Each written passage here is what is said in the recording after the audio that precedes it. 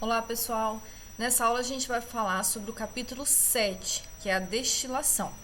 Então, destilação é uma operação unitária, então é um processo físico que não envolve reação química. É um processo que visa separação de misturas. Mas que tipo de separação? Ele separa misturas líquidas homogêneas. Então, eu tenho que ter dois líquidos que estejam misturados um no outro, né? Ou seja, os líquidos têm que ser miscíveis. Líquidos miscíveis são líquidos que se misturam um no outro, né? Formando misturas líquidas homogêneas. Então, por exemplo, se eu quiser separar uma mistura de água e sal forma uma mistura líquida miscível, homogênea, não é? A gente tem o sal, ele se solubiliza na água. Então, eu posso sim separar esse tipo de mistura usando a destilação. Agora, se eu quiser separar uma mistura de dois líquidos aqui, água e óleo.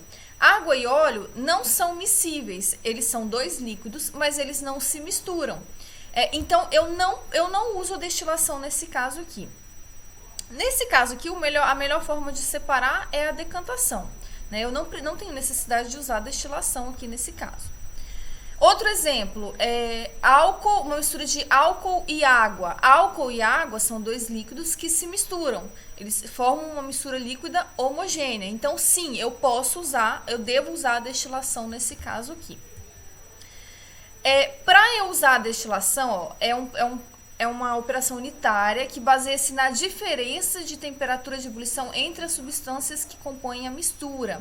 Então, o que é fundamental para eu usar a destilação? É fundamental que os dois componentes que estão misturados, eles tenham uma diferença boa na temperatura de ebulição. Então, por exemplo, a água e o álcool, eu preciso que eles tenham uma boa diferença de temperatura de ebulição entre eles. Então, por exemplo, se a água e o álcool tiver temperatura de ebulição próxima um do outro, eu não consigo separar eles por destilação. Mas não é o caso aqui. Existe uma boa diferença entre a temperatura de ebulição da água e a temperatura de ebulição do álcool. E sim, portanto, eu consigo usar a destilação para separar esses dois. Nesse outro exemplo aqui, água e sal, a diferença de ebulição entre eles é enorme, né? A temperatura de ebulição do sal é muito grande. Então, eu consigo separar tranquilamente esses dois componentes aqui. Quanto maior a diferença da temperatura de ebulição entre eles, melhor. Um exemplo aqui, antigamente, né? Hoje em dia isso não se faz. Nos navios, nas embarcações, nas viagens muito longas, os marinheiros pegavam a água do mar. O que a gente tem na água do mar? A gente tem água, H2O e sais, né? Os sais, eles têm temperatura de ebulição altíssima, enquanto que a água não, né? A temperatura de ebulição da água é 100 graus.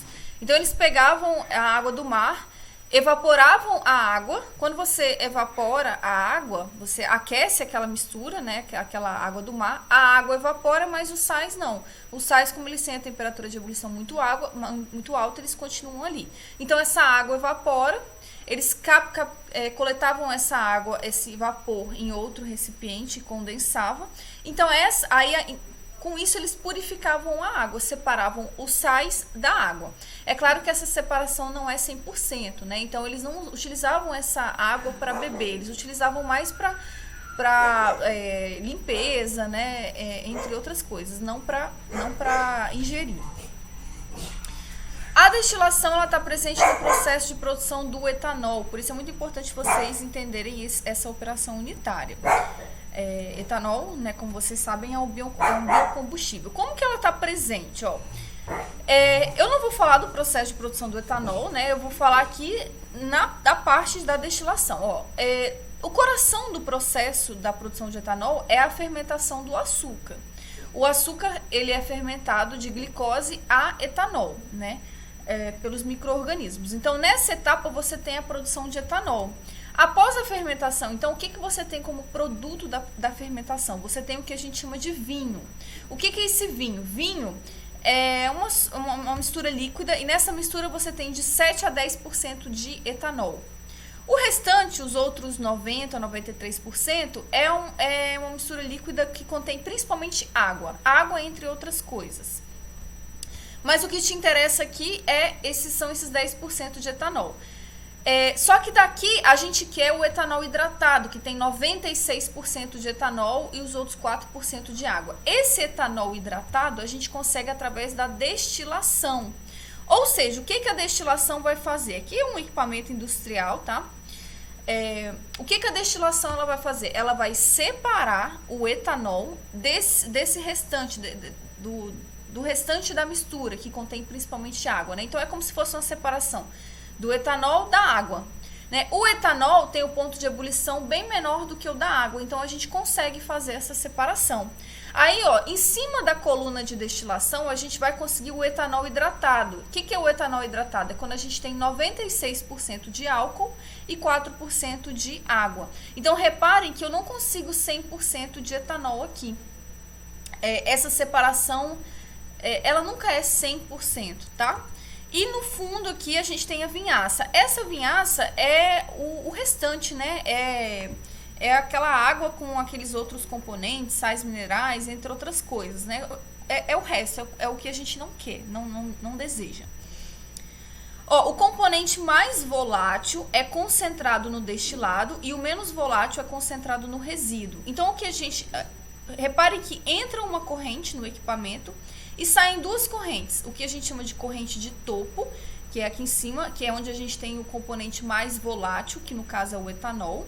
Na verdade, isso aqui, ó, é uma corrente rica no componente mais volátil. Como assim rica? É que ela contém principalmente o componente mais volátil.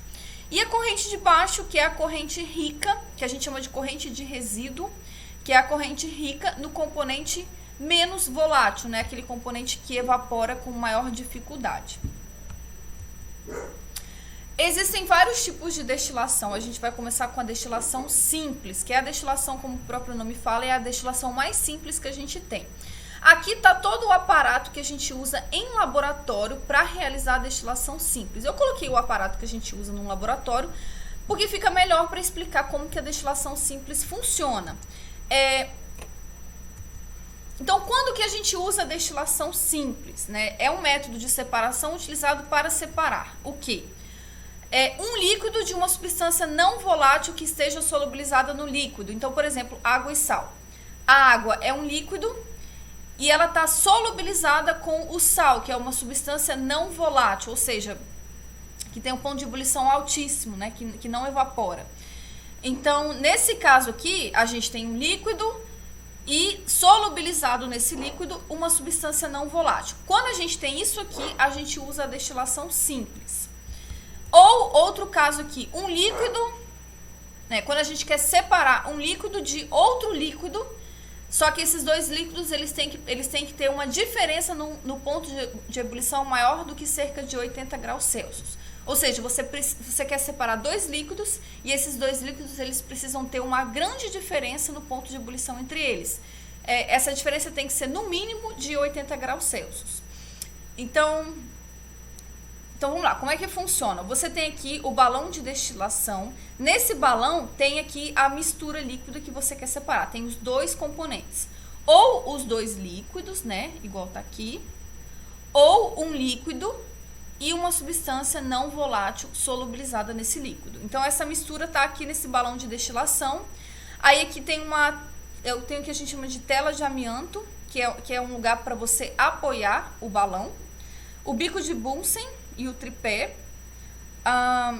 O bico de Bunsen é onde vai sair a chama de aquecimento. Então, essa chama aqui vai aquecer o balão de destilação.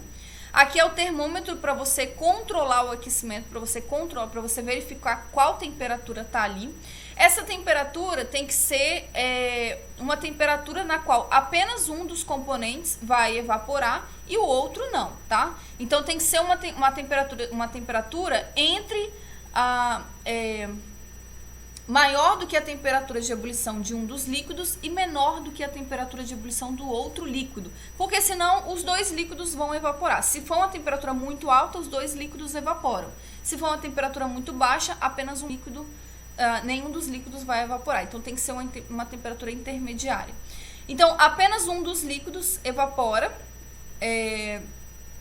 Aí esse líquido, ele vai passar aqui por um condensador, né? O vapor, ele vai subir e vai chegar aqui nessa tubulação, vai passar por esse condensador. O que é esse condensador? Esse condensador, aqui vai entrar água e aqui vai sair água. Ou seja, quando esses vapores estiverem passando aqui dentro desse tubozinho, eles vão entrar aqui no condensador e eles vão entrar em contato com essa água que está passando em volta da tubulação. Então, eles não entram em contato direto com a água, tá, gente? A água, eles estão aqui dentro desse tubo aqui fininho aqui dentro. E a água está em volta do tubo, ao redor do tubo. Essa água aqui vai resfriar esses vapores, é um contato indireto, porque a gente tem uma substância de vidro ali que separa essas duas substâncias. Então, esses vapores eles vão ser resfriados aqui por essa água fria, e eles vão se condensar, né? Vão passar de vapor para fase líquida e vão ser depositados aqui, ó, frasco coletor. Nesse caso aqui, esse frasco se chama Erlenmeyer. Acho que vocês já tiveram uma ou outra aula de laboratório, vocês devem ter uma noção aí dos nomes dessas vidrarias. Então, ó, o que vai acontecer? Como eu falei, essa separação ela não é 100%. Os vapores que evaporam aqui, a gente vai ter vapor dos dois líquidos. É claro que o líquido mais volátil, esse vapor ele vai estar mais concentrado no líquido mais volátil. Mas a gente vai ter sempre um pouquinho também de vapor do líquido menos volátil. Principalmente nessa destilação simples, tá, gente? Essa destilação, como ela é muito simples, ela não é uma separação tão eficiente quanto as outras destilações. É uma separação um pouco mais precária. É por isso que a gente precisa, a gente só usa ela quando a gente tem uma diferença muito grande no ponto de ebulição entre o ponto de ebulição dos dois líquidos, tá? Justamente porque essa destilação não é tão eficiente. Quanto maior a diferença entre o ponto de ebulição deles, melhor vai ser a separação. Agora, se eu tenho uma diferença pequena no ponto de ebulição deles, então esses vapores aqui, eles não vão estar muito concentrados no líquido mais volátil, né? Vai ser meio que misturado. É um processo rápido, como vocês estão vendo aqui, é bem simples de ser feito. Simples em comparação com os outros, tá? Deve ser usado sempre que possível, ou seja, sempre que eu tenho sempre que eu obedeço essas condições aqui, eu vou usar a destilação simples. Não tem necessidade de eu usar uma destilação mais complexa, se a destilação simples resolve o meu problema. É um processo realizado em batelada. A separação não é eficiente para líquidos com pontos de ebulição próximos. Aí que tem um exercíciozinho bem simples, ó. Na destilação simples ocorrem duas transformações de estado físico. Uma do líquido para o gasoso, aqui nesse balão de destilação, e a outra do gasoso para o líquido, aqui nesse condensador. Assinale a alternativa que apresenta, respectivamente, o nome dos equipamentos em que essas mudanças acontecem. Então, eu acabei de falar, né? A mudança do estado líquido para gasoso acontece no balão de destilação. Tá aqui, ó. Ou essa opção letra C. E a mudança do estado líquido para o gasoso acontece do estado gasoso para o líquido acontece no condensador. Então, a resposta correta é a letra C. Aqui tem mais três exercícios. Ó. A vitamina C é importante para o nosso cérebro, pois tem ação antioxidante. Ela contém vários grupos hidroxila. Grupo hidroxila é aquele grupo OH. Por isso, é solúvel em água. Então, a vitamina C é solúvel em água. Em um laboratório, ao serem realizados alguns testes, comprimidos contendo vitamina C são dissolvidos em água suficiente para formar uma solução homogênea. Então, você tem um comprimido que você dissolve ali na água. Então, você tem uma solução homogênea, né? Esse sistema, uma vez formado, será separado posteriormente através de. Então, como que a gente faz para separar isso? Bom, a gente pode separar por destilação simples, mas para a gente separar por destilação simples é importante que exista uma diferença no ponto de ebulição grande, uma diferença grande entre o ponto de ebulição da vitamina C e da água. Então, o que eu fiz? Eu fui lá na internet e pesquisei o ponto de ebulição da água, a gente já sabe, né? 100 graus Celsius. Da vitamina C, 553 graus Celsius. Ou seja, eu posso tranquilamente utilizar a destilação simples para separar os dois. Quando eu uso a destilação simples, a água vai evaporar e a vitamina C, como ela tem um ponto de ebulição muito grande, ela vai permanecer ali no balão. Número 3. Considere cada um dos sistemas fornecidos a seguir. Cloreto de sódio fundido, solução aquosa de carbonato de cálcio, água e óleo, hidrogênio liquefeito.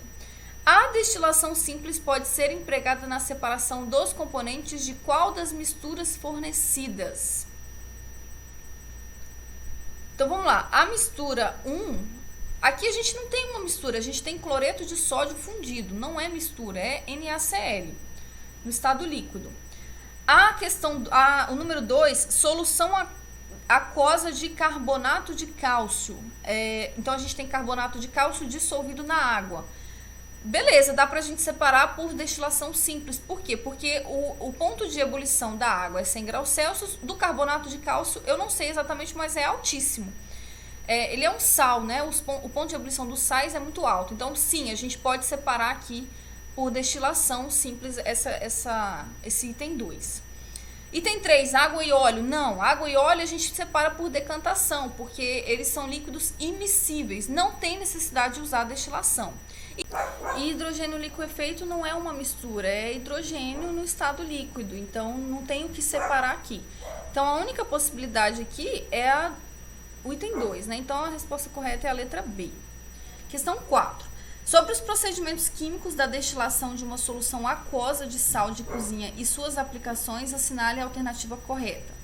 Então a gente tem uma solução de água e sal de cozinha, NaCl. O sal de cozinha entra em ebulição ao mesmo tempo que a água e é colhido no Erlenmeyer. Não.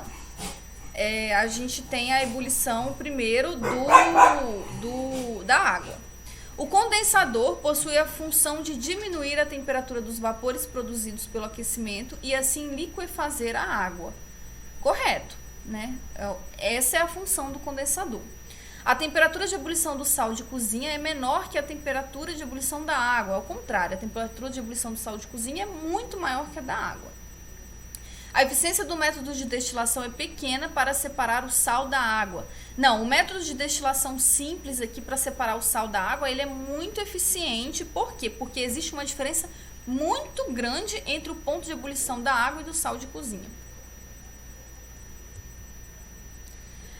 A gente precisa falar também, quando a gente fala de destilação, de equilíbrio líquido-vapor. Por quê? Porque quando a gente está fazendo uma destilação, a gente tem o equilíbrio entre uma fase líquida e uma fase vapor, que estão em contato um com o outro. Então, vamos falar um pouquinho sobre isso. Ó. Aí tem duas perguntas aqui. Ó. Se a água evapora a 100 graus Celsius, como a roupa consegue se secar no varal? Por que uma poça de água na rua seca espontaneamente? A gente pensa assim, a água entra em ebulição a 100 graus Celsius. Então, numa temperatura menor do que 100 graus Celsius, ela não era para ela evaporar. Será? Isso acontece por causa de um fenômeno chamado evaporação. Evaporação é diferente da ebulição. Ebulição é o que a gente vê, né, quando a gente bota uma água para ferver. Então a ebulição, ela acontece quando a água chega a 100 graus Celsius, isso na pressão atmosférica que a gente tá? Porque o ponto de ebulição das substâncias depende da pressão atmosférica. Então na pressão de 1 atm, que é a pressão normal aqui que a gente tem a nível do mar, a água vaporiza a 100 graus Celsius em um fenômeno chamado ebulição.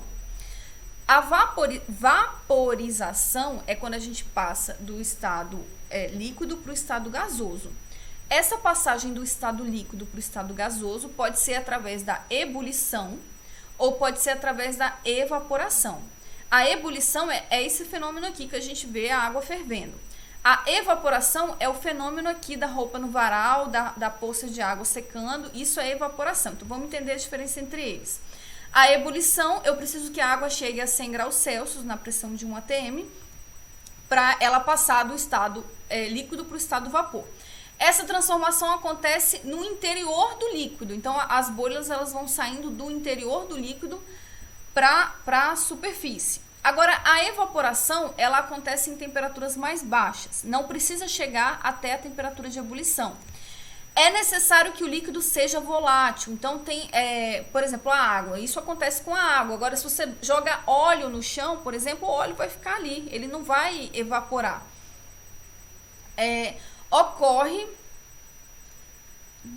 Agora, por que isso ocorre? Porque a uma dada temperatura existem moléculas que se movem lentamente, enquanto outras se movem com grande velocidade. Essas moléculas com energia cinética elevada conseguem vencer as ligações intermoleculares do líquido e escapar para a fase gasosa.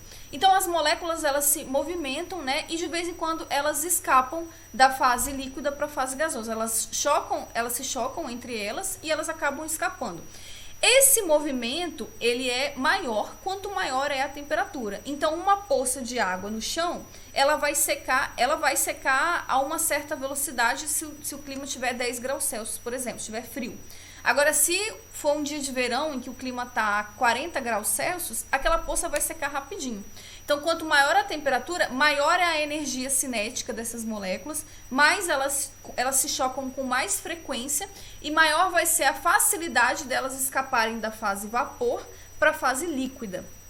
Tá? Esse fenômeno ele ocorre na superfície e não no interior. A ebulição ela ocorre no interior do líquido. Na evaporação é na superfície. As moléculas da superfície é que escapam com mais facilidade para a atmosfera. Agora, por que isso não acontece em um recipiente fechado? Se você pega um recipiente, enche de água e fecha esse recipiente, isso não vai acontecer. Por quê? Por que essa água aqui ela não se transforma toda em vapor aqui dentro desse recipiente? Vamos entender por quê. A gente tem aqui um recipiente fechado. Esse amontoado de bolinhas aqui é a fase líquida.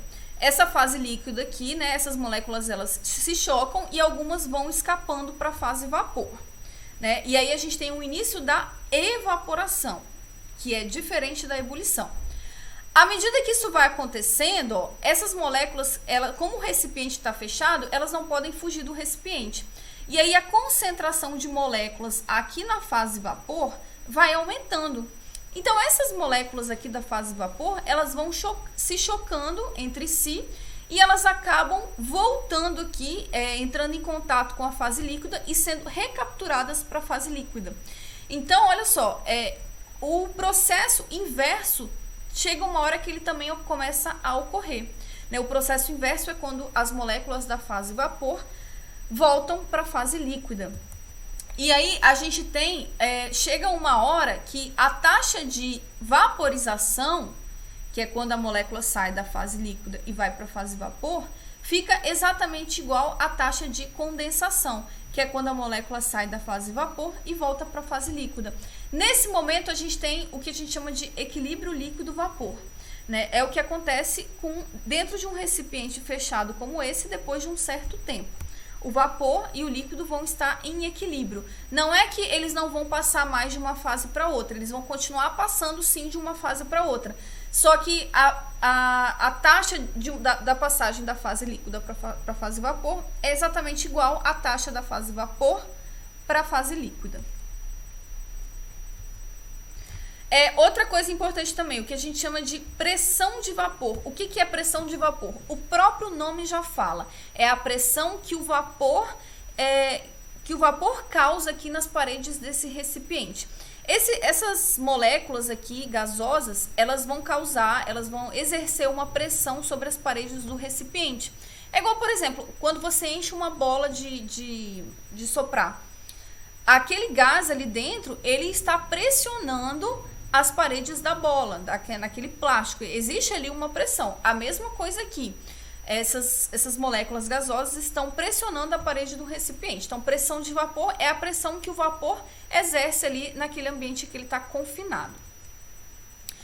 Quanto maior a temperatura, maior a pressão de vapor. Por quê? Porque quando você tem uma temperatura maior, você tem uma evaporação maior, então você tem uma maior quantidade de moléculazinhas ali na fase vapor. Se você tem mais moléculas na fase vapor, aquelas moléculas estão fazendo maior pressão de vapor. A pressão de vapor depende também do líquido que tem ali, da substância que tem ali. Existem substâncias que são mais voláteis do que outras. Então, por exemplo, se você pega um recipiente fechado com água e um recipiente fechado com etanol, a pressão de vapor do etanol é maior, porque o etanol ele é mais volátil, então você tem maior quantidade de gases de etanol aqui nesse recipiente. Qual a maior e menor pressão de vapor entre as substâncias acetona, água e óleo? Né? A pressão de vapor da acetona é maior do que da água e a pressão de vapor da água é maior do que a do óleo. Por quê? Porque a acetona ela é mais volátil que a água e a água é mais volátil do que o óleo. Então, quanto maior a volatilidade, maior é a quantidade de gases, maior é a evaporação, então maior é a pressão de vapor. Agora, por que a gente está estudando pressão de vapor ou equilíbrio líquido-vapor? Porque, como eu falei, quando a gente tem um destilador, né, na destilação, os vapores, o líquido e os vapores, eles estão em equilíbrio. Então, por isso que a gente estuda, por isso que a gente precisa entender equilíbrio líquido-vapor. Agora, e a ebulição? Quando que a ebulição ocorre? Por que ela ocorre? A gente viu que a evaporação ela ocorre, né, porque as moléculas elas se movimentam, então quanto maior a temperatura, maior a movimentação dessas moléculas, elas se chocam e elas acabam escapando da fase líquida para a fase vapor. Agora, isso acontece na superfície. Agora, a ebulição ela ocorre do interior do líquido para fora. E quando que a ebulição ocorre? Um aumento da temperatura provoca aumento da pressão de vapor. Quando a pressão de vapor se torna igual à pressão atmosférica, a gente tem o início da ebulição. Então, repare o seguinte, eu tenho que aumentar a temperatura até que a pressão de vapor se iguale à pressão atmosférica, no caso nosso aqui, 1 atm. Então, eu vou aumentando a temperatura, esse aumento da temperatura provoca aumento da pressão de vapor, e quando essa pressão de vapor chega a 1 atm, ou seja, quando a pressão de vapor se iguala à pressão atmosférica, inicia-se a ebulição. Por isso que a gente fala que a temperatura de ebulição, ela depende da pressão atmosférica. Então, na pressão atmosférica de 1 atm, a temperatura de ebulição é de 100 graus Celsius. Só que se a gente muda a pressão atmosférica, a gente muda a temperatura de ebulição. Então, por exemplo, olha só. Nesse gráfico aqui, a gente tem a pressão de vapor aqui no eixo Y e a gente tem a temperatura. Então, à medida, por exemplo, vamos olhar a água aqui, Vamos supor que a gente está a 1 atm, né? A pressão atmosférica seja de 1 atm. Então, tá aqui, 1 atm é a mesma coisa que 100 kPa.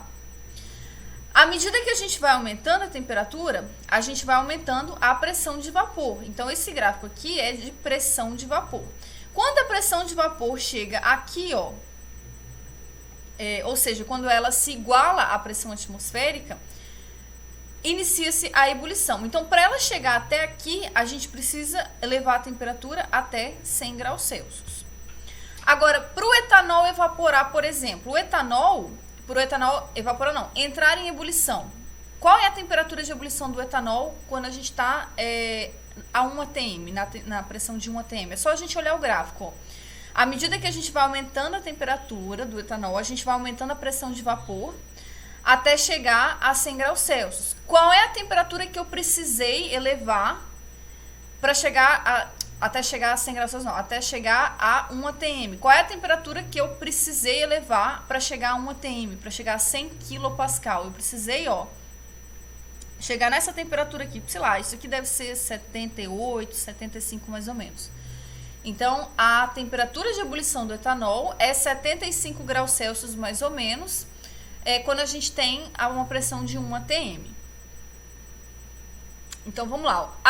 Exercício número 6. A nível do mar, a pressão atmosférica é de 101,3 kPa ou 1 atm. Precisamos aumentar a temperatura da água até 100 graus Celsius para que a pressão de vapor da água chegue a 1 atm e comece a ebulição. Foi o que a gente acabou de ver aqui nesse gráfico. Já no alto do Monte Everest, a pressão atmosférica é de 31,4 kPa ou 0,31 atm. À medida que a gente vai aumentando de altitude, a pressão atmosférica vai diminuindo, tá, gente? Então, no alto do Monte Everest, a pressão atmosférica não é 1 atm, é 0,31 atm, ou 31,4 kPa. Então, logo precisamos aumentar a temperatura da água até aproximadamente quantos graus Celsius para começar a ebulição? Então, é só a gente olhar no gráfico aqui, ó. 31,4 kPa, então tá aqui, ó, mais ou menos nessa linha aqui, ó. É a pressão no alto do Monte Everest. A gente tem que aumentar a temperatura da água, ó, vai aumentando, aí à medida que a gente vai aumentando a pressão de vapor. A pressão de vapor vai se igualar à pressão atmosférica lá no Monte Everest, nesse ponto aqui. Nesse ponto aqui, qual é a temperatura que a gente tem? A gente tem uma temperatura de mais ou menos 70 graus Celsius. Então, lá no alto do Monte Everest, a água entra em ebulição a 70 graus Celsius. Então, tá aqui a resposta: 70 graus Celsius. Das substâncias acima, dessas substâncias aqui desse gráfico, a nível do mar, qual delas terão entrado em ebulição na temperatura de 70 graus Celsius? Então, vamos lá. A nível do mar. A nível do mar, a pressão atmosférica é 1 atm, tá aqui, ó, a pressão atmosférica é essa daqui. A 70 graus Celsius, quem daqui vai ter entrado em ebulição? Ó, 70 graus Celsius tá aqui, ó. A 70 graus Celsius, a pressão de vapor da água é em torno de 30. Então, a água para ela entrar em ebulição, a pressão de vapor dela tem que chegar a 100 kPa. Então, não é o caso aqui, a água não vai entrar em ebulição. Agora vamos para o etanol, 70 graus Celsius. 70 graus Celsius, ó, a pressão de vapor do etanol é em torno de 75 mais ou menos, ou seja, não atingiu a pressão atmosférica de 1 atm. Então, o etanol não vai ter entrado em ebulição. Agora vamos para o outro aqui, ó. A 70 graus Celsius, a pressão de vapor do metanol, ó, passou de 100 kPa, é em torno de 115 kPa mais ou menos. Então, o metanol já vai ter entrado em ebulição. E o disulfeto de carbono mais ainda. Então, quais delas terão entrado em ebulição na temperatura de 70 graus Celsius? Resposta: metanol e disulfeto de carbono. Qual é a mais volátil? Né? A mais volátil são aquelas que se vaporizam, que entram em ebulição mais facilmente. Disulfeto de carbono é a mais volátil, seguido do metanol, seguido do etanol, seguido da água.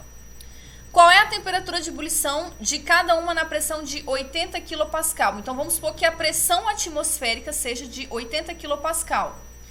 Eu tenho que elevar essas substâncias até que temperatura para iniciar a ebulição? É isso que está perguntando. Vamos começar pela água. Ó. A água eu tenho que elevar, a pressão de vapor tem que se igualar à pressão atmosférica, que é de 80 kPa. Então, eu tô aumentando a temperatura até que a pressão de vapor vai se igualar à pressão atmosférica, que é de 80 kPa. Qual temperatura que eu preciso para isso? Ó, é só eu olhar aqui embaixo. Mais ou menos 95, 93 graus Celsius para a água, tá? Agora vamos para o etanol. Aumentando a temperatura, eu vou aumentando a pressão de vapor até chegar em 80 kPa. Nesse ponto aqui, ó, eu preciso elevar a temperatura até 70 graus Celsius. Agora vamos para o metanol. Aumentando a temperatura, eu vou aumentando a pressão de vapor até chegar em 80. Então, qual é a temperatura que eu preciso aqui? É só olhar aqui embaixo. Em torno de 55. E agora disulfeto de carbono. Aumentando a temperatura até chegar a 80 kPa. Então, qual a temperatura que eu precisei aqui? Em torno de 38, mais ou menos. Então, essas são as respostas. Agora, voltando à destilação simples. É o seguinte, gente, ó. Então, a gente viu aqui, nesse slide, que para substâncias que não são misturas, ou seja, substâncias isoladas, substâncias puras, é assim que funciona. Para a ebulição começar, eu preciso aquecer até que a temperatura, até que a pressão de vapor se iguale à pressão atmosférica, né? E Agora, quando a gente tem uma mistura de líquidos, e esses líquidos estão em equilíbrio com seus respectivos vapores, o comportamento do sistema é diferente, não vai seguir essa regra.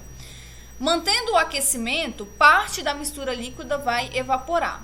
Então, por exemplo, se eu tenho aqui duas substâncias, uma substância ela entra em ebulição a 50, um líquido, né, dois líquidos.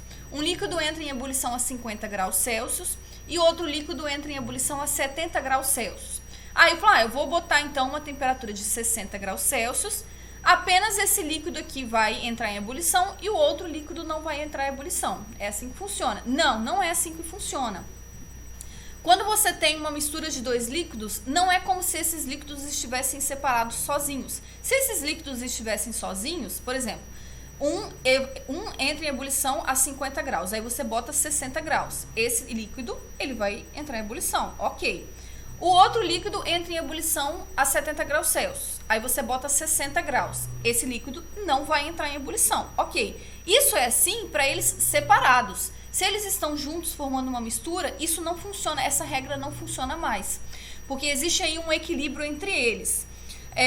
Então, o que vai acontecer? O que vai acontecer é que os dois vão evaporar, só que o líquido de maior temperatura de ebulição, ele vai evaporar em maior quantidade. E o líquido de menor... Então, você vai ter duas frações, você vai ter os vapores e você vai ter a parte líquida. Os vapores vão estar ricos naquele componente mais volátil, ou seja, aquele componente que entra em ebulição mais facilmente. E o líquido que restar, ele vai estar mais rico, ou seja, ele vai estar mais concentrado naquele componente que evapora com mais dificuldade, que tem maior ponto de ebulição. É isso que está dizendo aqui. Então, por exemplo, se eu tenho aqui nesse balão, inicialmente, antes de começar a destilação, 10 mols de metanol mais 10 mols de etanol. E aí eu inicio a destilação. O metanol é mais volátil do que o etanol. Eu inicio a destilação, né? Tem aí um certo tempo de destilação. Aí no final, o que eu vou ter no final? Ah, tá. Aqui tá falando aqui, ó, um total de 60% dos mols da alimentação é vaporizada. 60% de 20 são 12 mols, né? Então, 12 mols são vaporizados e o restante, que são o quê? 8 mols, vão ficar ali na forma líquida, no final, né? Então, ó, no fim, eu vou ter 8 mols aqui no balão de destilação, na forma líquida, e eu vou ter 12 mols aqui nesse frasco, nesse Erlenmeyer, né? 12 mols foram vaporizados, passaram pelo condensador e foram para o Erlenmeyer. Aqui, ó, nesse frasco, no Erlenmeyer, eu vou ter uma fração rica em metanol. Por quê? Porque o metanol é o mais volátil. Agora, rica quanto? Sei lá, vou ter 90% de metanol e 10% de etanol, tá? Mas é muito difícil você chegar a 100%, viu, gente? Aqui no balão, eu vou ter uma fração rica em etanol. Ou seja, não sei, 95% de etanol e os outros 5% de metanol. É mais ou menos assim que funciona. Aí, beleza. Então, a gente passa da destilação simples, que é a destilação mais simples que a gente tem. Ela não é muito eficiente. A gente usa ela quando a gente tem uma diferença na temperatura de ebulição grande entre os dois componentes da mistura. E depois a gente tem um outro tipo de destilação, que é a destilação a vácuo. O que seria esse vácuo? Esse vácuo é quando a pressão no interior do meu balão, no interior do meu destilador, é menor do que a pressão atmosférica. Vácuo aqui não quer dizer que você tem 0 atm, não. Quer dizer que a pressão ali é menor do que a pressão atmosférica. Qual é o interesse da gente fazer uma destilação em uma pressão menor do que a pressão atmosférica? Vocês lembram daquele exercício lá do Monte Everest? Perguntando assim, qual é a temperatura que eu preciso para que a água entre em ebulição no alto do Monte Everest? No alto, não sei se vocês se lembram, no alto do Monte Everest, a pressão é menor do que a pressão atmosférica. Se eu não me engano, é 0,31 atm, ou seja, menor do que 1 atm. Lá, Eu não me lembro, mas acho que a água entrava em ebulição a 70 graus Celsius, mais ou menos. Ou seja, quando você diminui a pressão atmosférica, você consegue fazer com que o líquido entre em ebulição a uma temperatura menor do que a temperatura que ele entraria a 1 atm. Né? Então, olha só. O aumento da temperatura causa um aumento da pressão de vapor. Quando a pressão de vapor se iguala à pressão atmosférica, inicia-se a ebulição, ok? Isso, quando a gente tem a pressão atmosférica a 1 atm, a gente vai ter uma ebulição da água a 100 graus Celsius. Agora, se essa pressão de vapor, se essa pressão atmosférica é menor do que 1 atm, por exemplo, 0,7 atm, fica mais fácil, eu não preciso aumentar tanto a temperatura para que a minha pressão de vapor se iguale à pressão atmosférica. Então, eu consigo que que a água entre em ebulição a uma temperatura menor do que 100 graus Celsius.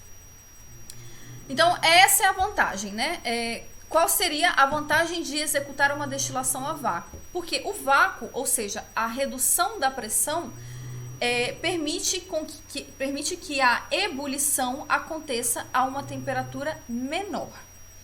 Isso é muito importante, por exemplo, para materiais termossensíveis, por exemplo, alimentos. Alimentos, muitas vezes, as altas temperaturas fazem com que eles percam as propriedades nutricionais, né, desnatura proteínas, né, e outros materiais que sejam termossensíveis. Termossensíveis são materiais que são sensíveis a altas temperaturas, ou seja, materiais que se degradam, que oxidam, né, que estragam em altas temperaturas.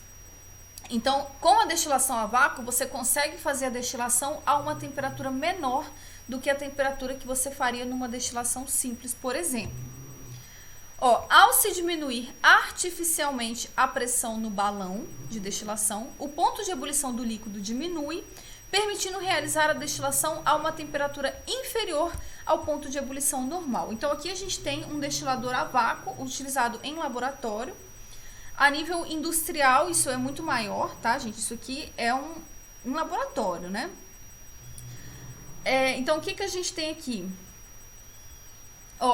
Esse aqui é o balão onde tem a mistura original, a mistura que vai ser destilada.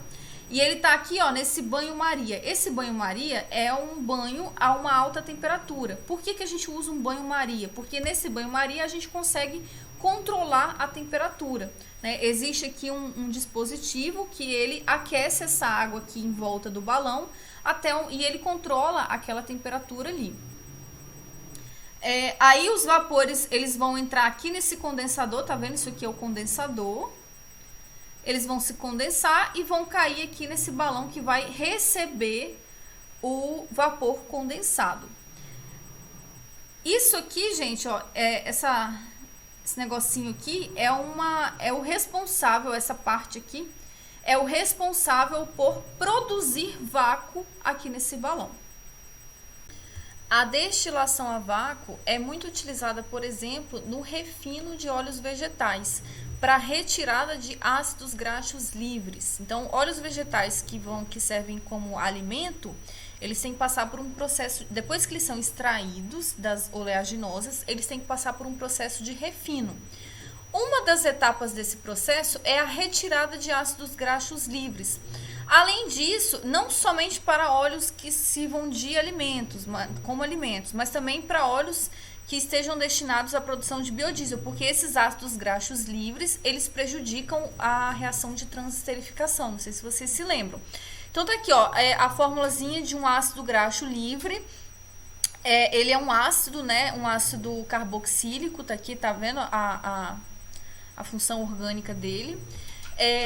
Então, o que se deseja é retirar isso daqui. Como é que isso daqui é feito? Isso pode ser feito de duas formas. Por um processo químico. Nesse processo químico, você adiciona uma base NaOH. Esse NaOH é uma base, isso daqui é um ácido. Então, os dois vão reagir formando um sal que a gente chama de sabão. Isso a gente viu lá em PPB. Uma outra possibilidade é o refino. Isso aqui é o refino químico, né? A gente adiciona uma substância química e ocorre uma reação. E tem o refino físico. Ah, tá, esse sabão aqui, ele é retirado por decantação ou centrifugação. E por aí acabou. Agora, o refino físico, a gente faz a destilação a vácuo. Por quê? Porque esse ácido graxo aqui, esse ácido graxo livre, ele tem um ponto de ebulição baixo. Então, a gente faz essa destilação para evaporar. Então, o óleo fica e isso daqui evapora. Por que a gente faz a destilação a vácuo? Para a gente não precisar colocar uma temperatura muito grande. Porque quando a gente bota uma temperatura muito grande aqui nesse óleo, ele perde qualidade, ele dá um sabor de ranço. Existe uma série de propriedades que se modificam aí, que a temperatura causa, né? Então, altas temperaturas não é bom para um óleo desse. Então, a gente faz uma destilação a vácuo, que aí a gente emprega uma temperatura um pouco mais baixa para evaporar esses ácidos graxos. Destilação fracionada. Então, essa aqui é uma das destilações mais utilizadas na indústria. Ela é uma das que a gente tem a maior eficiência na separação. Então, olha só, ela é utilizada para separar líquidos miscíveis, né? Igual as outras destilações. Você separa líquidos miscíveis, líquidos que se solubilizam um no outro. Que apresentem pontos de ebulição relativamente próximos. Então, enquanto a destilação simples você usa para líquidos que apresentam pontos de ebulição muito diferentes, aqui não. Quando a gente tem líquidos com pontos de ebulição mais próximos, a gente usa a destilação fracionada. Mas mesmo assim, gente, não pode ser tão próximo. Se os líquidos tiverem pontos de ebulição quase iguais, a destilação fracionada já não serve mais. Por que a gente usa a destilação fracionada para líquidos com pontos de ebulição relativamente próximos? Porque ela é mais eficiente na separação. Então tá aqui. Aqui tem o aparato experimental utilizado em laboratório. Eu estou mostrando para vocês o que é utilizado em laboratório, porque o que é utilizado numa indústria a gente não consegue identificar, a gente não consegue entender. Então, didaticamente, é melhor a gente entender o que acontece no laboratório, né? Num aparato experimental de laboratório, e depois a gente visualiza como que são os destiladores industriais. Então, o que acontece? Aqui a gente tem um balão de fundo redondo e ele está em cima de uma chapa aquecedora. Adicionamos a mistura ao balão de fundo redondo. Então, os dois líquidos que a gente quer separar, a gente adiciona aqui nesse balão. Aquecemos a mistura no balão e com isso os líquidos começam a se transformar em vapor. Então, essa chapa aquecedora vai aquecer esse líquido, os vapores vão subir. Então, vão subir aqui os vapores dos dois líquidos, do mais volátil e do menos volátil. É claro que vai subir uma quantidade de vapor do mais volátil muito maior do que do menos volátil. Aí, a diferença tá aqui, gente, nessa coluna de fracionamento. Na destilação simples, esse vapor vinha direto aqui para o condensador. Isso aqui é o condensador, tá vendo? Aqui não, na destilação fracionada, os vapores eles vão passar antes pela coluna de fracionamento. O que é essa coluna? Essa coluna funciona como um obstáculo. Ela vai dificultar a passagem dos vapores. Muitos vapores, quando eles chegam aqui assim no meio, eles acabam se condensando e retornam para o balão. E aí só vai passar mesmo aqueles vapores que têm força para chegar aqui em cima. Quais são os vapores que têm força para chegar aqui em cima? Os vapores, principalmente os vapores da substância mais volátil. Então, os vapores da substância mais volátil, eles vão conseguir chegar aqui em cima. Já da substância menos volátil, a maioria vai se condensar aqui pelo meio do caminho e vai voltar para o balão. Então, ele funciona mesmo como um obstáculo. Por isso que essa destilação fracionada ela é mais eficiente, porque ela impede que os vapores do líquido menos volátil consigam chegar até lá em cima. Na verdade, ela não impede completamente, tá, gente? Parte desses vapores, como eu falei, aqui em cima, os vapores eles vão estar ricos na substância mais volátil e pobre na substância menos volátil. Mas eu também vou ter um pouquinho da substância menos volátil aqui em cima. Na coluna de fracionamento existem vários obstáculos, fazendo com que parte do componente menos volátil não consiga atravessá-la. Parte do componente menos volátil não consegue atravessá-la. Então, essa coluna de fracionamento permite que eu consiga vapores mais ricos, mais concentrados na substância mais volátil. O vapor que atravessa a coluna de fracionamento adentra o condensador e é condensado e recolhido no frasco coletor, né? Tá aqui, esse aqui é o frasco coletor. Há muitas pequenas destilações ocorrendo ao longo da coluna de fracionamento. Então, é como se ocorressem diversos processos de destilação ao longo dessa coluninha aqui. É como se a destilação ela fosse ocorrendo em cada uma dessas voltas aqui, aí dessa coluna de fracionamento. É como se eu fizesse várias destilações em apenas uma. O fracionamento tem o objetivo de fazer com que os vapores percorram o trajeto mais difícil e longo possível. Então, olha só, gente, quanto maior é a altura dessa coluna de fracionamento, maior vai ser a dificuldade que os vapores vão encontrar para passar ali. Então, mais puro vai vir os meus vapores, né? Tá? Melhor vai ser a separação. Uma coluna será tanto mais eficiente quanto maior for o contato que oferecer entre o líquido e o vapor e quanto maior a sua altura. Então, como assim o contato entre o líquido e o vapor? Vamos supor que um vaporzinho vai subindo aqui. Quando ele chega aqui, ó, na metade, ele se condensa, ele não aguenta, né? E acaba se condensando e volta. Quando ele volta, ele encontra os vapores, o líquido está voltando, ele encontra os vapores que estão subindo. Nesse encontro, o líquido ele acaba pegando parte desse vapor, pegando parte dos componentes menos volátil e acaba descendo, ou seja, ele arrasta com ele os componentes menos voláteis, ele arrasta com ele. Então, esse contato entre o vapor que está subindo e o líquido que está descendo é bom. Isso ajuda na separação, na eficiência da separação. Aqui, gente, são destiladores, tá? Destilação fracionada em indústrias, tá? Só para vocês terem uma noção de como é que é. A destilação industrial é tipicamente realizada em grandes colunas cilíndricas verticais, conhecidas como torres de destilação ou fracionamento. Então, essas torres de destilação realizam a destilação fracionada. Quanto maior a altura da torre, mais eficiente é a destilação.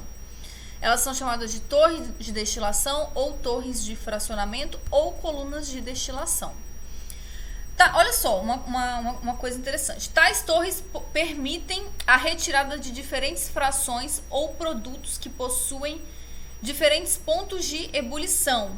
Os produtos mais leves saem no topo da coluna e os mais pesados saem na parte inferior da coluna. Como assim? Os vapores eles vão subindo na coluna, eles vão subindo. Aqueles que são bem voláteis, né? Vamos supor que a gente tem uma mistura de vários componentes nesse líquido, né? Os vapores que são dos componentes mais voláteis, eles conseguem chegar lá no topo. Os vapores dos componentes mais ou menos voláteis, eles conseguem chegar, sei lá, até metade. E os vapores dos componentes pouco voláteis, eles não conseguem subir muito não, eles ficam mais embaixo.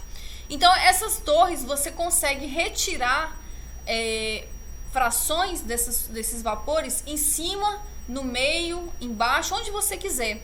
Então, se você tira frações lá de cima, você está pegando principalmente os componentes mais voláteis.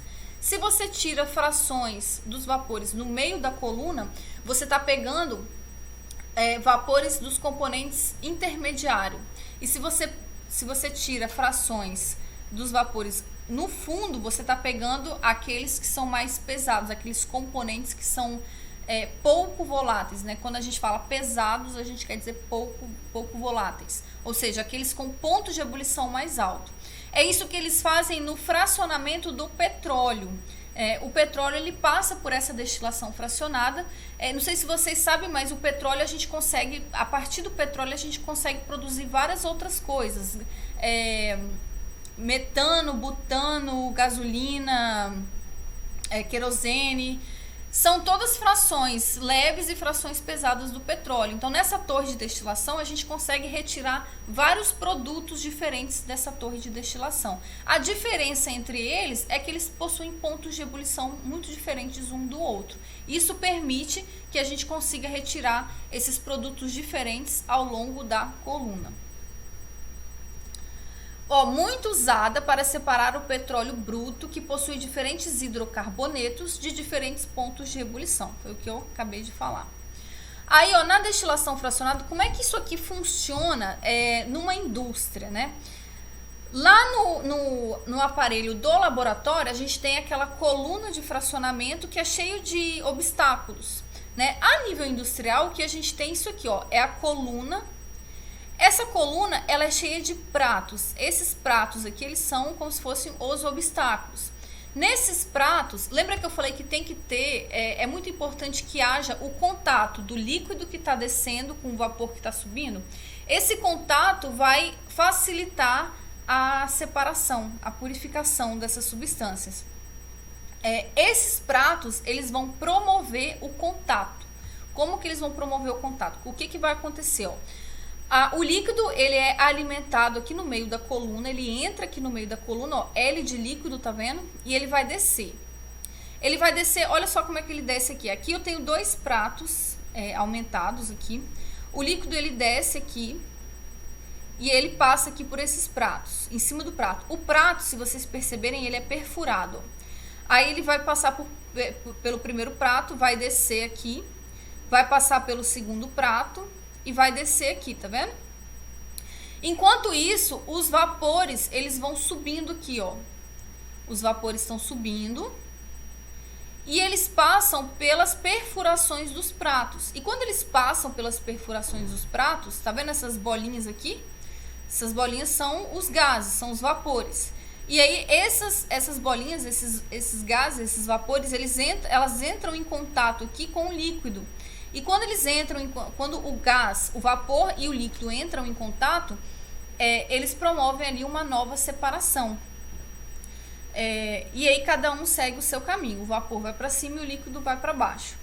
Aí o vapor, quando ele chega aqui em cima, ele vem para um condensador. Desse condensador, a gente viu lá no laboratório, que no laboratório do condensador vai para um recipiente onde o destilado é coletado. A nível industrial, isso não acontece. O condensado, parte dele é recolhido, né, como destilado, como produto destilado, só que parte dele volta para a torre, né? A gente chama essa corrente de refluxo. Por quê? Porque quando ele volta para a torre, ele passa pelo processo de separação todo novamente. E aí isso faz com que a separação seja mais eficiente. A mesma coisa aqui embaixo, o líquido, ele vai descendo, tá vendo? O líquido aqui, descendo, vai descendo. Quando ele chega aqui embaixo, ele passa por um revaporizador. Revaporizador é o que vai transformar ele em vapor novamente, né? É um aquecimento que transforma ele em vapor. Aí parte desse vapor é retirado, né? Então aqui a gente tem o resíduo, a corrente de fundo. E parte desse vapor volta para a coluna de destilação, porque aí ele vai subir todo novamente, vai lá para cima até se condensar, até voltar, se condensar e voltar aqui. Ou seja, esse condensador e esse revaporizador, eles são responsáveis por inserir de volta o produto, né, o destilado e o resíduo de volta na coluna, para que se faça uma nova destilação. É claro que uma parte eles retiram aqui, né? Senão a gente nunca iria ter um produto, nunca ia ter um destilado e um resíduo. Então, parte eles retiram e a outra parte eles botam de volta. Isso aqui, gente, é um processo contínuo, acontece o tempo todo. A alimentação acontece o tempo todo. Essa corrente de refluxo, ela entra o tempo todo. A corrente de destilado, ela sai o tempo todo. De resíduo e essa corrente aqui de volta também, elas estão o tempo todo ali acontecendo. Isso é um processo contínuo. Aí, gente, olha só, é como se em cada um desses pratos estivesse acontecendo uma destilação. E quanto maior a quantidade de pratos, mais eficiente é a minha destilação. É claro que mais caro é o processo. Se eu tenho uma quantidade muito grande de pratos, né, fica mais caro aquele destilador, para implementar aquele destilador fica caro, e para operar também fica mais caro. Agora a gente tem um exercíciozinho. Esse exercício é um exercício de balanço de massa em destiladores. Isso aqui a gente já fez, né, lá no capítulo 2, imagino que vocês não vão ter dificuldade nenhuma de entender. É só a aplicação de balanço de massa em destilação. Então vamos lá, ó. Álcool hidratado, utilizado como combustível veicular, é obtido por meio da destilação fracionada de soluções aquosas geradas a partir da fermentação de biomassa. Ou seja, o que está falando aqui? Que depois da fermentação, né, que a fermentação é a transformação da glicose em etanol. Depois da fermentação, o álcool ele precisa passar pelo processo de destilação fracionada, igual eu mostrei lá no primeiro slide para vocês. Nesse processo a gente vai ter a concentração do etanol. A gente tem aquele vinho, naquele vinho a gente tem cerca de 10% de etanol. Após a destilação, a gente tem como produto da destilação o etanol hidratado, que tem cerca de 96% de etanol. Durante a destilação, o teor de etanol da mistura é aumentado até o limite de 96% em massa, ou seja, o destilado, né, aquela corrente de destilado, eu tenho 96% de etanol e o restante, os outros 4% de água. A gente vai considerar que é água, tá? Existem outras coisas lá, outras impurezas, mas a gente considera que é água. Considere que em uma usina de produção de etanol, 800 kg de uma mistura etanol-água com concentração de 20% em massa de etanol foram destilados. Então tá aqui, ó, um destilador. É sempre bom fazer essas figuras que elas ajudam muito. Tá entrando aqui, ó, F é o nome da corrente de alimentação. Tá entrando 800 kg de uma mistura etanol e água. Ó. Essa mistura, fração mássica de etanol na corrente F é igual a 0,2, ou seja, eu tenho 20% de etanol nessa corrente F. Fração mássica de água na corrente F é igual a 0,8, ou seja, eu tenho 80% de água nessa corrente. Isso aqui é o que o exercício está falando.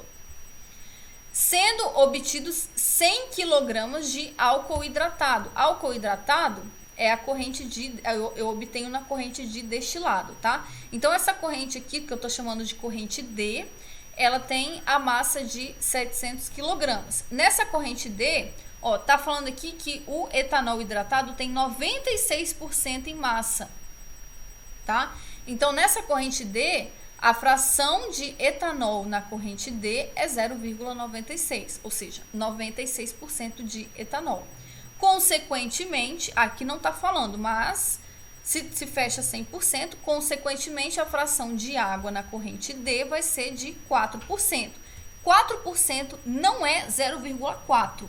4% é 0,04. Não confundam isso. Agora, na corrente de resíduo, ele não fala nada, tá? Corrente de resíduo eu estou chamando de R. Essa corrente de resíduo, ela tem principalmente água, tá? Água e tem também um pouco de etanol, né? Aí eu não sei qual é a fração mássica de água e nem de etanol nessa corrente. Porque o que o destilador está fazendo aqui? Entra água e etanol no destilador. A corrente de cima, a água, ela é menos volátil e o etanol é mais volátil. Então, a corrente de cima vai ser rica em etanol e a corrente de baixo vai ser rica em água. As duas correntes vão ter água e etanol, só que a corrente de cima vai ter principalmente etanol e a corrente de baixo vai ter principalmente água. A partir desses dados, é correto concluir que a destilação em questão gerou um resíduo com uma concentração de etanol em massa igual a... Ou seja, ele quer saber isso aqui, ó. A concentração de etanol no resíduo. Essa concentração vai ser bem baixinha, tá, gente? Porque é o resíduo. No resíduo eu tenho o componente, principalmente o componente mais volátil, que é a água. Primeira coisa que a gente faz é o quê? Primeiro é o desenho, né? É muito importante fazer o desenho. Segunda coisa é sempre o balanço de massa global. O balanço de massa global o que entra é igual ao que sai. O que que entra? Entra a corrente F, sai a corrente D, mais a corrente R. A corrente F vale 800, a D vale 100 e a R eu quero saber. Corrente R, só fazer a continha, vale aqui 700 kg. Agora, vamos fazer o balanço de massa. Eu posso fazer tanto para o etanol quanto para a água. Vou fazer o balanço de massa para o etanol, porque ele está perguntando aqui, ó, a fração mássica de etanol no resíduo. Então, eu vou fazer o balanço de massa para o etanol. O que entra é igual ao que sai. O que está entrando? Está entrando, ó, tá entrando etanol aqui na corrente F. Então, massa da corrente F vezes a fração mássica de etanol na corrente F. É igual a o que está saindo. Ó, tá saindo etanol na corrente D e na corrente R. Então, ó, corrente D vezes a fração mássica de etanol na corrente D, mais corrente R vezes a fração mássica de etanol na corrente R. Agora, é só substituir os valores. Eu tenho tudo aqui, tá, gente? Ó, corrente F vale 800, fração mássica de etanol na corrente F é 0,2, corrente D vale 100, fração mássica de etanol na corrente D 0,96, corrente R eu descobri aqui, ó.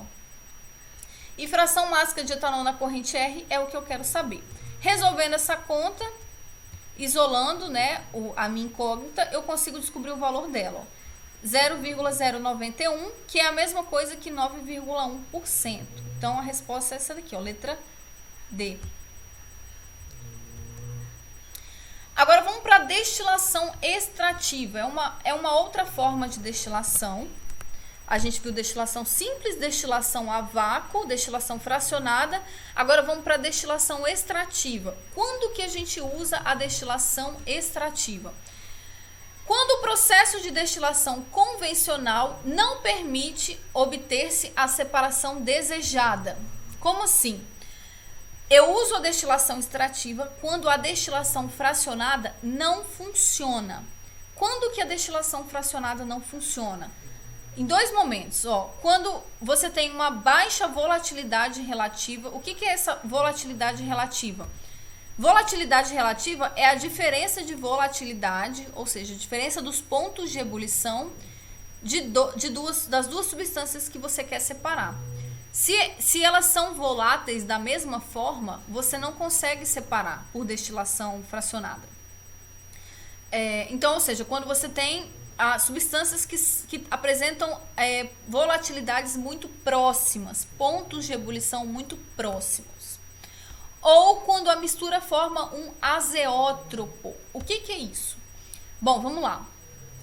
Por que na separação do etanol e da água, a gente consegue lá no destilado, a gente viu aqui, ó, por exemplo, aqui tá vendo, ó, a gente consegue chegar a 96% de etanol. Então, 96% de etanol e 4% de água. A gente não consegue passar disso. Porque quando chega nessa concentração, a gente tem um azeótropo. Azeótropo é quando a gente não consegue mais separar, a gente não consegue uma concentração maior do que essa.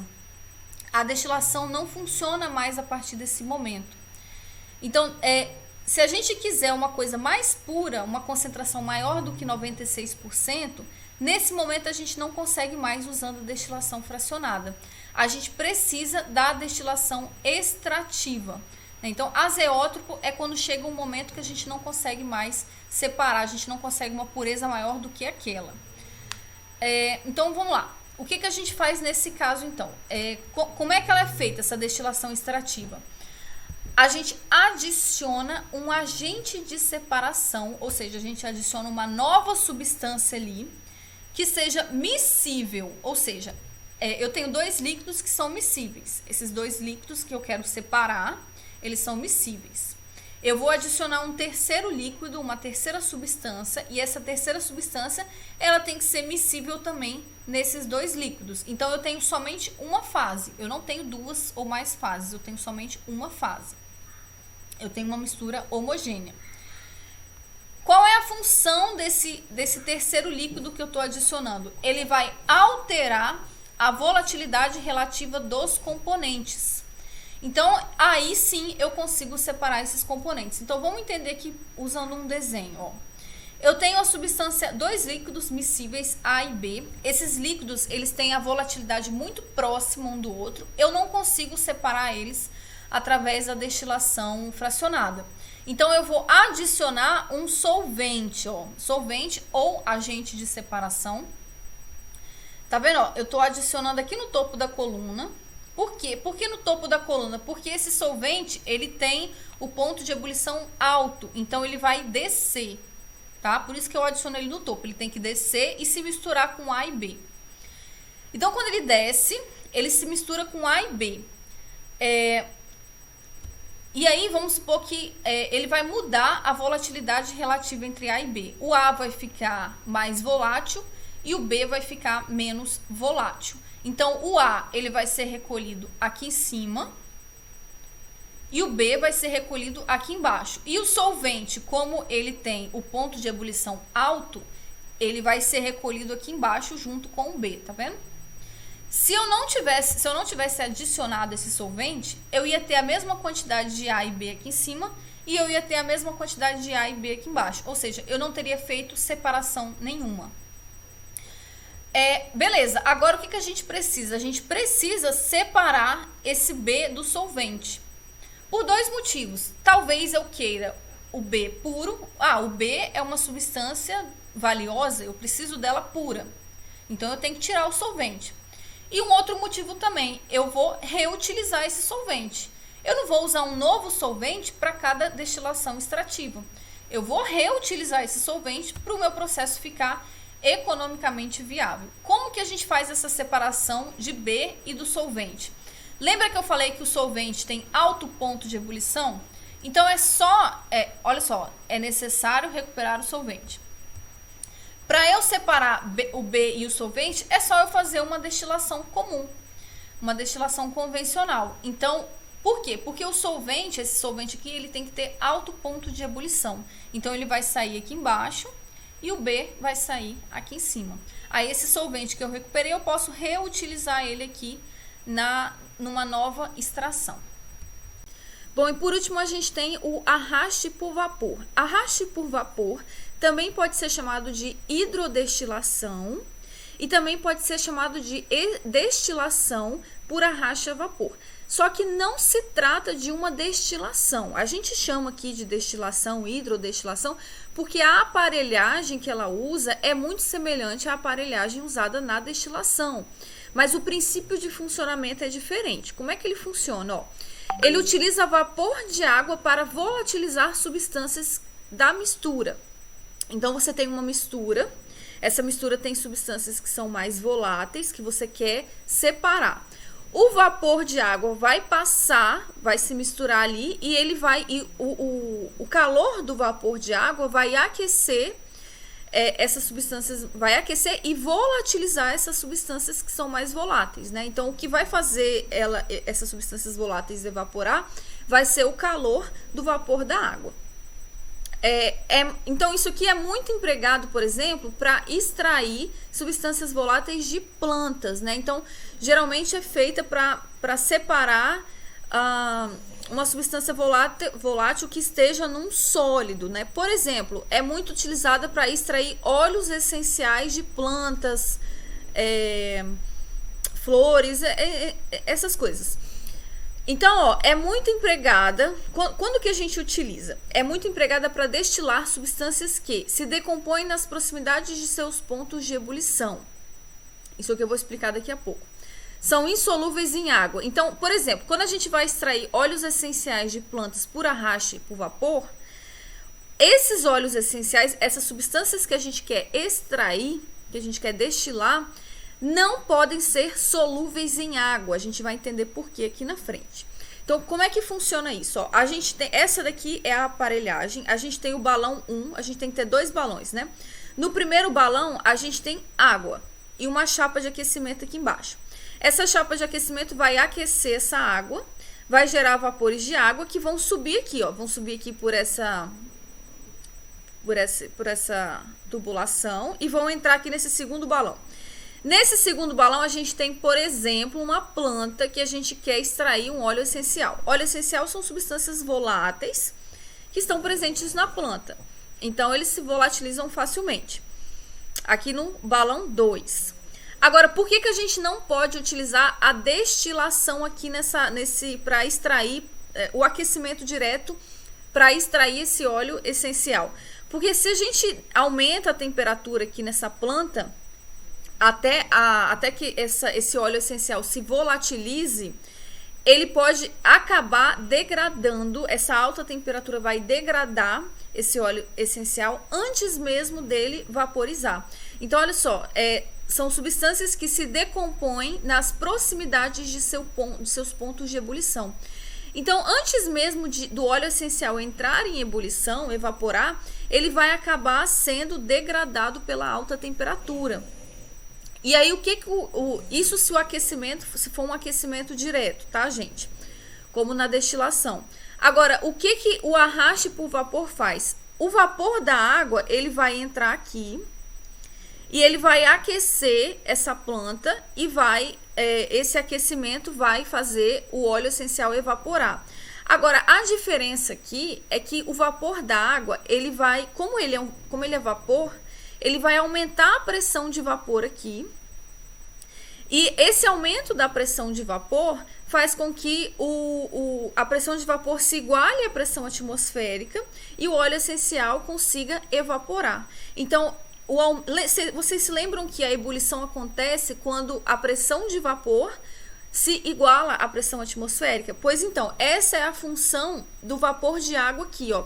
O vapor dessa água aqui, quando vem para cá, ele aumenta a pressão de vapor do sistema e faz com que a pressão de vapor se iguale à pressão atmosférica, e aí esses óleos essenciais conseguem atingir a ebulição a uma temperatura menor. Eu não preciso aumentar tanto a temperatura.